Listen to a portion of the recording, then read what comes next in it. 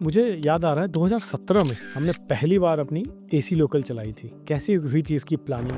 लेकिन इसको चलाने के लिए कैसे चलेगा, किस टाइम पे चलेगा, पब्लिक इसको पसंद करेंगे नहीं करेंगे। तो मजुमदार जी, एक अगर रेक आपको मिले, एक फुल 12 डब्बे या 15 डब्बे की ट्रेन अगर आपको मिल जाती है एक्स्ट्रा, तो उससे मैक्सिमम कितनी सर्विस चलाते हैं आप? मेंटेनेंस का मतलब इतना ध्यान रखा जाता है कि उसमें कमी ना हो कहीं। तो अगर इसको हम मेंटेन नहीं करें तो हम दिन में पूरी गाड़ी चला पाना संभव नहीं है। पिछले बार जो बम ब्लास्ट हुआ था उस समय में मैं ड्यूटी पर ही था, तो मेरी ड्यूटी के टाइम पे ही ये इंसिडेंट हुआ था। नमस्कार दोस्तों, स्वागत है आप सबका एक बार फिर से पश्चिम रेलवे के पॉडकास्ट के इस नए एपिसोड में। रेलवे के अनछुए पहलुओं से रूबरू कराने का हमारा यह प्रयास आप सबको पसंद आ रहा है, इसके लिए आप सभी को कोटि कोटि धन्यवाद। दोस्तों, मुंबई शहर एक भागती दौड़ती जिंदगी वाली शहर। यहाँ वक्त के हिसाब से रिश्ते बनते हैं, चाहे वो 7:59 की विरार से चर्चगेट की लोकल हो, चाहे वो 6:14 के शाम की चर्चगेट से विरार की फास्ट लोकल हो। रेलवे के कौन लोग हैं जो टाइम टेबलिंग की प्लानिंग करते हैं? दोस्तों, आज हम मिलेंगे और चर्चा करेंगे श्री प्रशांत मजूमदार जी से, जो पिछले 27 सालों से पश्चिम रेलवे में अपनी सेवाएं दे रहे हैं और पिछले 10 साल से ये टाइम टेबलिंग देख रहे हैं। मजूमदार जी, स्वागत है आपका इस एपिसोड में। Thank you. आपकी अपनी पर्सनल लाइफ, कहाँ से बिलोंग करते हैं मजूमदार जी, और कहाँ से आते हैं? कौन है आपके फैमिली में? मैं एक्चुअली वेस्ट बंगाल कोलकाता से हूँ और फैमिली में मेरा वाइफ है और एक सुपुत्र है। और कैसे आए रेलवे में? ऐसा रेलवे का जो कॉम्पिटिटिव एग्ज़ाम होता है वो एग्ज़ाम देने के बाद में सीधा रिक्रूट हुए और पहला तो असिस्टेंट स्टेशन मास्टर में आए थे, फिर वहाँ से फिर कंट्रोल में आए और कंट्रोल में तब से अब तक हैं। मजूमदार जी, किस तरह से टाइम टेबलिंग की प्लानिंग होती है सबअर्बन सर्विसेज की? इसके बारे में ज़रा डिटेल में हमें बताएं।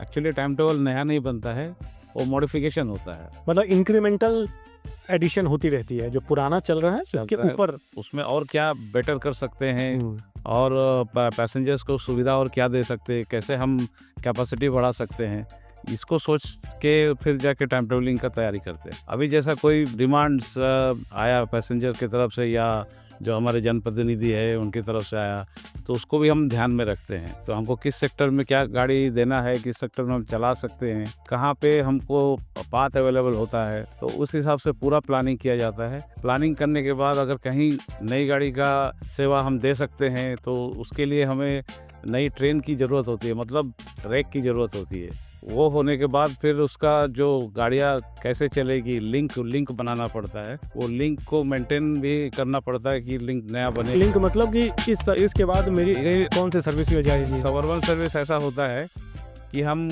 एक जगह से ले जाके दूसरी जगह रख नहीं सकते हैं। एक बार जब चालू किए तो उसको हमको कंटिन्यू चालू रखना ही पड़ता है। जैसा भी यहाँ से कोई गाड़ी विरार से चर्चगेट गई तो चर्चगेट में हम 3 से 4 मिनट में वापस उसको दोबारा चलाना पड़ता है, क्योंकि नहीं चलाएंगे तो दूसरी गाड़ी के लिए हमको वहाँ पे रूम नहीं मिलेगा। कितना टाइम लगता है आपको पूरा टाइम टेबल बनाने में, और फिर ये जो शेड्यूल है मोटरमैन की और गार्ड्स की? कंप्लीट टाइम टेबल जब बनता है तो करीब प्रोसीजर में 6 महीना करीब जाता है। टाइम टेबल प्रिपेयरिंग करने में ही करीब 3 से 3.5 महीना लगता है। उसके बाद शेड्यूल बनने में करीब 2.5 से 3 महीना लगता है। मजूमदार जी, मुझे याद आ रहा है 2017 में हमने पहली बार अपनी एसी लोकल चलाई थी। कैसी हुई थी इसकी प्लानिंग? कैसे आपने टाइम टेबलिंग करी थी? इसके बारे में बताइए। 2017 25 दिसंबर को पहली एसी लोकल चली थी और इससे हम 12 सर्विस हम चलाए थे। लेकिन इसको चलाने के लिए कैसे चलेगा, किस टाइम पे चलेगा, पब्लिक इसको पसंद करेंगे नहीं करेंगे, तो शुरू में हमको बहुत दिक्कत हुई। तो पीक आवर्स में बहुत सारे पब्लिक जाते हैं और उस समय अगर वो खाली जाएगा तो पब्लिक में फिर एक गलत संदेश जाएगा कि गाड़ी खाली जा रही है, मतलब पीक आवर्स जस्ट खत्म हो उसके बाद चालू किया जाए। तो उसी हिसाब से उसका फिर लिंक चुना गया, मतलब टाइम जो है उसका टाइमिंग, उसके हिसाब से फिर प्लानिंग किया गया। कोई 12 सर्विस चली थी। तो मजूमदार जी, एक अगर रेक आपको मिले, एक फुल 12 डब्बे या 15 डब्बे की ट्रेन अगर आपको मिल जाती है एक्स्ट्रा, तो उससे मैक्सिमम कितनी सर्विस चलाते हैं आप? एक ट्रेन से करीब एवरेज 12 से 13 सर्विस एवरेज चलती है। अभी जो गाड़ियाँ है 1406 गाड़ी चलाने के लिए हम करीब 95 रेक की ज़रूरत पड़ती है। अच्छा, तो 95 ट्रेन सेट का इस्तेमाल करके हम 1406 सर्विसेज चला रहे हैं अब आज के डेट में। मजूमदार जी, इतनी सारी सर्विसेज, मुंबई सबर्बन, जिसको पूरी दुनिया का one of the most congested suburban railway system कहा जाता है, दिन भर रात भर पटरी पर ट्रेनें दौड़ती रहती हैं, मेंटेनेंस की भी आवश्यकता होती होगी। किस समय ज़्यादातर मेंटेनेंस होती है? मेंटेनेंस का जहाँ तक सवाल हुआ, तो गाड़ी जब लास्ट फेरा ख़त्म करता है, उसके बाद कुछ टाइम हम मेंटेनेंस ब्लॉक के लिए या मेंटेनेंस कार्य के लिए निर्धारित किया हुआ है। वो रात में ही है? वो यहाँ पे मुंबई सबर्बन में रात में ही हो सकता है, दिन में वो पॉसिबल नहीं है। वीक डेज में या कोई भी दिन में, रात में हम 3 से 4 घंटे तक 2 लाइन और 2 लाइन को यूज़ करते हैं, और बाकी 2 लाइन पे मेंटेनेंस कहीं ना कहीं चलती रहती है। कहीं ना कहीं चलते रहता है। मेंटेनेंस का मतलब इतना ध्यान रखा जाता है कि उसमें कमी ना हो कहीं, कोई दिक्कत ना हो कभी। हाँ, मतलब मेंटेनेंस जितना हमको चाहिए उतना तो करना ही पड़ता है। तो जब हम मेंटेनेंस की बात करते हैं तो क्या करते हैं, क्या एक्टिविटी होती है इसमें? इसमें ट्रैक का मेंटेनेंस होता है। ट्रैक में मतलब जो रेल की पटरी होती है, रेल की पटरी का भी रखरखाव किया जाता है, और सिग्नलिंग डिपार्टमेंट का सिग्नल्स जो होते हैं उनका मेंटेन होता है। और तीसरा है जो ओवरहेड इक्विपमेंट है, जो ओएसी बोलते हैं, वो अच्छी तार जिससे कि बिजली की करंट आती है ट्रेन के अंदर, जी, जिससे उसको ऊर्जा मिलती है। ऊर्जा मिलती है, उसका भी रखरखाव होता है। अगर इसको हम मेंटेन नहीं करें तो हम दिन में पूरी गाड़ी चला पाना संभव नहीं है, और बहुत सारी इसमें दिक्कतें आएंगी गाड़ी चलने में। प्लस मेंटेनेंस ये हो गया है रखरखाव का, और जो हमारा गाड़ी चलती है, जो ट्रेन चलती है, उसका भी मेंटेनेंस रात को ही होता है यहाँ पे। तो रात में थोड़ा ज़्यादा टाइम मिल जाता है, कार शेड या जो भी यार्ड में है चेकअप करना, उसका जो भी शेड्यूल मेंटेनेंस है वो रात में ही हो पाता है। अब आते हैं ऐसे पल को रिविजिट करने की कोशिश करते हैं मजूमदार जी, जब मुंबई शहर ने दर्दनाक से टाइम देखे। को याद होगा, और आपसे हम समझना भी चाहते हैं, जब ये सिलसिलेवार धमाके हुए थे। हमें बताया जाता है कि महज 9 घंटे में ही हमारी ऑपरेशंस जो है वापस चालू हो गई थी। कुछ याद हो अगर कि क्या था और कैसे आप लोगों ने ये सब किया था? सिलसिलेवार जो बम ब्लास्ट हुआ था, उस समय में मैं ड्यूटी पर ही था, तो मेरी ड्यूटी के टाइम पे ही ये इंसिडेंट हुआ था। उस समय मैं एक बोर्ड में था, जो विरार और अंधेरी के बीच में जो सेक्शन था उसमें मैं था।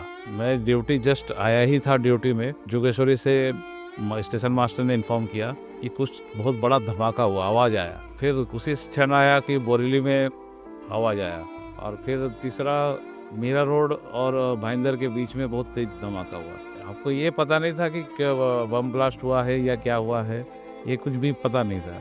कुछ तो अनहोनी हुआ है। और बगल वाले जो सेक्शन है, मतलब जो अंधेरी से चर्चगेट के, वहाँ भी वैसे ही सुनने को मिल रहे थे। ऐसा कुल मिला के 7 हुए थे। हम लोगों ने तुरंत इमीडिएट डिसीजन लिया कि जो ओएची का जो सप्लाई है उसको काट दिया जाए। तो हमने पूरा चर्चगेट से विरार तक ओएची का सप्लाई को कटवा दिया था। मतलब जो बिजली का जो सप्लाई है तारों में, हाँ, वो बंद करा दिया। क्योंकि क्यों? अभी एक गाड़ी में धमाका हुआ तो एक गाड़ी के लोग जो है, पैसेंजर जो है, पैनिक होके कूद का ना जाए, और कूदते हुए अगले दूसरी तरफ से आने वाली गाड़ी से कट ना जाए, जो भी है, और बड़ा अनहोनी ना हो जाए। तो इसके लिए हमने ओएची सप्लाई बंद करवा दिया था, जो कि और नुकसान ना हो। और धीरे धीरे उसके बाद जो गाड़ियाँ डैमेज होने के बाद फिर वो फॉरेंसिक वाले ने क्लियरेंस दिया, फिर रेस्क्यू ऑपरेशन चालू, मतलब उसको हटाने का काम, बाकी काम। और जो इंजर्ड वगैरह जो हुए थे वो तो पहले सब टीम आए थे, उन लोगों ने हॉस्पिटल वगैरह ले गए थे। अब आते हैं जो कोविड महामारी हुई पूरे दुनिया में, मुंबई सबर्बन सिस्टम पे भी इसका प्रभाव पड़ा। कोविड महामारी के कारण गाड़ियां रोकनी पड़ी, और लोग कहते हैं कि पूरी ज़िंदगी में पहली बार ऐसा हुआ था कि लोकल ट्रेन्स भी बंद हो गई। लेकिन इस दौरान जो है, किस तरह से as a time tabling controller आपके क्या क्या कार्य आपको करने पड़े और किस तरह से प्लानिंग करनी पड़ी, इसके बारे में ज़रा डिटेल में बताएं हमें। कोविड के टाइम पे एक नया चैलेंज था, कोई भी गाड़ी नहीं चलती थी। फिर धीरे धीरे जब गाड़ियों का माल ढुलाई चालू हुआ, तो कुछ स्टाफ को लाने के लिए, पहले तो रेलवे स्टाफ को अपना ड्यूटी करने के लिए वो उनको कम से कम अपनी जगह पे लाना पड़ेगा। तो उनके लिए रेलवे ने पहले चलाया वर्कमैन स्पेशल। हाँ, तो वो सिर्फ रेलवे स्टाफ को अलाउड था उस समय, और उससे रेलवे स्टाफ एक जगह से अपना घर से काम पे या काम से घर पे जाने के लिए उनको, वो भी बहुत मतलब कम संख्या में चलाई गई। और उनकी ज़रूरत क्यों पड़ रही थी आने जाने की? क्योंकि कुछ मालगाड़ियाँ चल रही गाड़ियाँ चल रही थी, माल गाड़ी चलाए कौन? तो वो चलाने के लिए कुछ स्टाफ को रिक्वायरमेंट थी। ठीक।